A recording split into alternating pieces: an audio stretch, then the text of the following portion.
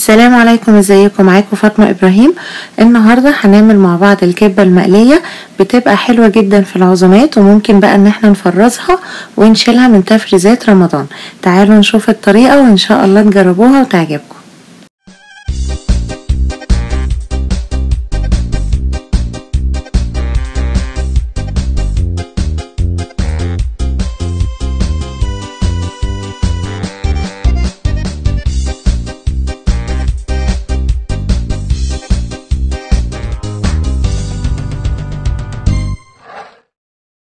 اول حاجة هننقع البرغل بتاعنا. هنجيب كوبايتين من البرغل وهنحط عليهم كوبايتين من المية الدافية. دايما المية تبقى قد كمية البرغل، كوبايتين عليهم كوبايتين، وهننقعهم مع بعض ساعة لغاية البرغل ما يشرب المية خالص ويبقى كده بالشكل ده. بعد كده هنبدأ نتبله. هنحطله شوية ملح، معلقة صغيرة، ونص معلقة صغيرة فلفل اسود، ونص معلقة صغيرة سماق، ونص معلقة بابريكا، ونص معلقة نعناع ناشف. النعناع في الكبيبة بيدي طعم حلو جدا، ومعلقة كبيرة دبس الرمان. دبس الرمان بيتباع في اي سوبر ماركت، بتبقى ازازة كده اسمها دبس الرمان.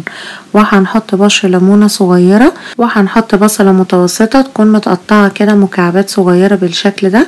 وهنحط برضو ربع كيلو من اللحمة البقري. اللحمة دي برضو متقطعة مكعبات صغيرة علشان تتفرم معانا بسهولة. يعني كوبايتين البرغل عليهم كوبايتين مية وربع كيلو لحمة، وبقية التوابل بتاعتنا والبصلاية المتوسطة.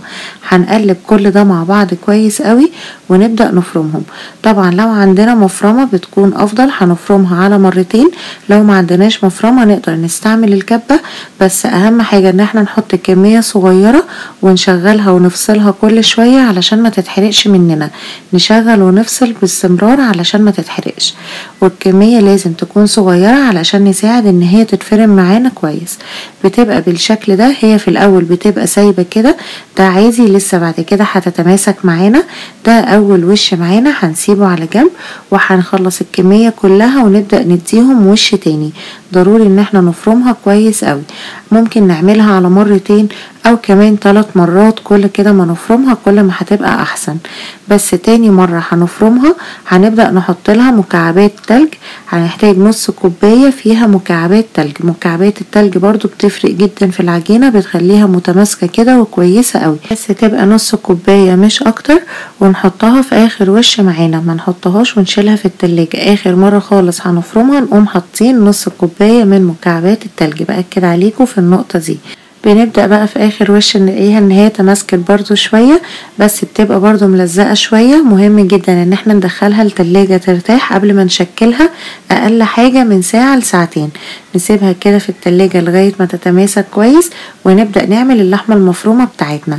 هنبدأ بقى نعصج اللحمة بالطريقة العادية خالص. هنحط في طاسة على النار تكون سخنة كويس قوي شوية زيت، وننزل عليهم باللحمة المفرومة بتاعتنا. في ناس بتحب تحط البصل الاول، بس انا بحب ادي صدمة للحمة الاول، اقفل المسام بتاعتها، بعد كده هحط لها البصل علشان نقفل مسام اللحمة كويس. اول ما ننزل بيها في الزيت لازم نحط لها الملح على طول علشان ما تنزلش المية بتاعتها ويقفل المسام. هنديها كده الاول تشويحة لغاية ما تبدأ تاخد لون، وننزل عليها ببصلة كبيرة تكون مفرومة، ونبدأ نقلب كله مع بعض. صدقوني اللحمة المفرومة لما بنحط البصلة كده بعد ما بندي للحمة تشويحة الاول، بتقلل من الزفارة اللي بتبقى موجودة في اللحمة، وبيبقى طعمها احلى بكتير قوي. جربوها بالطريقة دي للي بيحط البصل الاول. هنبدأ ان احنا نقلبهم مع بعض كويس. بعد كده نتبلهم بالفلفل الاسود، وهنحط شوية بهارات لحمة او 7 بهارات، وشوية بابريكا، وسنة صغيرة جدا قرفة برضه علشان اللحمة المفرومة كده بيبقى فيها شوية زفارة بسيطة. القرفة بتضيع اي زفارة موجودة خالص. هنقلبهم مع بعض كويس قوي لغاية ما تبدأ تستوي، ونشيلها من على النار، ونبدأ بقى نشكل الكبيبة بتاعتنا. ادي عجينة الكبيبة دلوقتي بقى بنلاقيها متماسكة كويس قوي ومش ملزقة. هنحتاج لها زيت، ضروري قوي ان احنا نشكلها بالزيت. وهنحتاج اللحمة المفرومة اللي احنا عملناها مع بعض. انا بس حطيت لها شوية صنوبر، طبعا ده اختياري، ممكن نحط صنوبر، ممكن نحط لوز، اي نوع مكسرات، وممكن ما نحطش خالص. هنبدأ بقى ندهن ايدينا دلوقتي بالزيت كويس قوي، ونشكل العجينة بتاعتنا. هناخد ممكن بالمعلقة علشان نطلعها كلها مقاس واحد، او بايدينا كده كده ناخد كورة صغيرة ونبدأ ان احنا نكورها كويس قوي، ونبدأ بقى ان احنا بصباعنا كده نعمل فيها فتحة من النص. بس لازم ان احنا نبل دايما ايدينا بالزيت علشان ما تلزقش معانا. هنبدأ ان احنا كده نفتحها، ونبدأ زي ما نكون كده بنقور البتنجان او الكوسة، هنعمل نفس الطريقة كده في الكوبيبة. ونحاول برضو ان احنا نرفعها كده على قد ما نقدر، ونبقى بنشكلها كده من تحت بالطريقة دي، ودايما نحط صباعنا في الزيت علشان تتشكل معانا بسهولة وما تلزقش معانا خالص. نرفعها كده من تحت ونظبطها بايدينا التانية وبصباعنا كده زي ما قلتلكوا، ونبقى عمالين ماشيين فيه كده كأننا بنقورها زي البتنجان. بعد كده هنبدأ ان احنا نحشيها. ضروري برضو ان احنا نحط بالمعلقة الصغيرة علشان الحشوة ما تطلعش من بره وتلزق فيها من بره وتخليها خشنة. هنحط كده الحشوة بتاعتنا ونبدأ نقفلها بالشكل ده، هنعملها كده على شكل الكمثرى. وبعد ما نقفلها كويس برضو نحط معانا كده شوية زيت في ايدينا علشان لما نشكلها تبقى ناعمة من بره كده وتبقى كلها سوا واحد. دايما نحاول ان احنا نرفع الحروف بتاعتها، ومن النص هي اللي بتبقى كده تخينة شوية على شكل الكوبيبة اللي احنا متعودين عليها.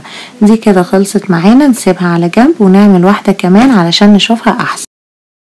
انا هسيب الجزء ده يبقى بطيء شوية علشان اللي اول مرة يشكل الكوبيبة يشوفه كده بالراحة، ونعرف نشكلها مع بعض بمنتهى السهولة.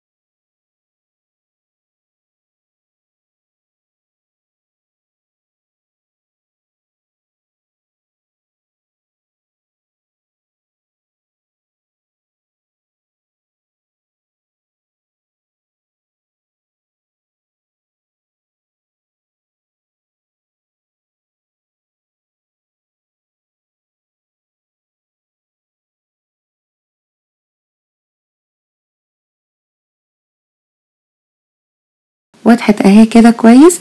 الطريقة دي بتبقى سهلة خالص وبتخليلنا الكوبيبة كلها نفس الشكل بالظبط. اول جزء بقى ده انا مش هحط تاني فوقيه، هدخلهم الاول الفريزر لغاية ما يتماسكوا كويس علشان نبدأ نفرزهم. الكمية دي كوبايتين البرغل على كوبايتين المية بيعملوا لنا 15 قطعة كوبيبة. انا بحب اعمل منها كمية شوية كده وندخلهم الفريزر علشان نحطهم كده في العزايم، بتبقى سهلة اوي ان احنا نطلع نقلي على طول، بتبقى جميلة جدا. بس مهم اوي قبل ما نفرزهم لازم ان احنا نسيبهم كده مرصوصين جنب بعض، ما نحطهمش فوق بعض علشان ما يتعجنوش معانا. نسيبهم لغاية ما يبدأوا يجمدوا شوية ونحطهم في كيس، وعادي بعد كده نحطهم فوق بعض. هدخلهم الفريزر وبعد كده نبدأ بقى نقلي شوية علشان اوريهولكوا لما يتقلوا. طبعا لو احنا مش هنفرزها نقدر نقليها على طول، بتتقلي بزيت يكون سخن بس مش عايزينه يبقى سخن جامد علشان ما تاخدش لون وما تستويش كويس من جوه العجين. الزيت كده اول ما يبدأ كده يسخن نبدأ ننزل فيه بالكوبيبة بتاعتنا ونقلب فيها باستمرار علشان تاخد لون حلو من الجناب كلها، ونقلب فيها برضو كده بالراحة علشان العجين بتاعنا كده ما يتكسرش ولا حاجة. وريحتها بقى في القلي بتبقى جبارة، ريحة النعناع مع بشر الليمون بيفرقوا فيها جدا، وطبعا بقى السماق مع دبس الرمان برضو. الخلطة دي كلها صدقوني فعلا هتجربوها وتشوفوا نتيجتها بنفسكوا عاملة ازاي، بس ادعولي عليها. هي طبعا بتبقى سهلة وخفيفة كده في العزومات ان احنا نقلي منها كده على طول، ودايما الضيوف بيبقوا مبسوطين جدا بالكوبيبة. عندي بالذات في عزوماتي على طول بيعلقوا على الكوبيبة، ونطلعها طبعا على مناديل المطبخ علشان نخف الزيت اللي فيها شوية، وبتبقى بقى مقرمشة كده من بره، وريحتها وطعمها من جوه فعلا ملهمش حل. ممكن نعصر كده سنة ليمون صغيرة معاها برضو بتبقى حلوة جدا. ان شاء الله تجربوها وتقولولي رأيكم، ويلا ابدأوا بقى فرزوها رمضان. لو عجبكم الفيديو بليز اعملوله لايك وشير وكومنت، وهستنى اشتراككم في قناة اليوتيوب وتفعيل الجرس. شكرا.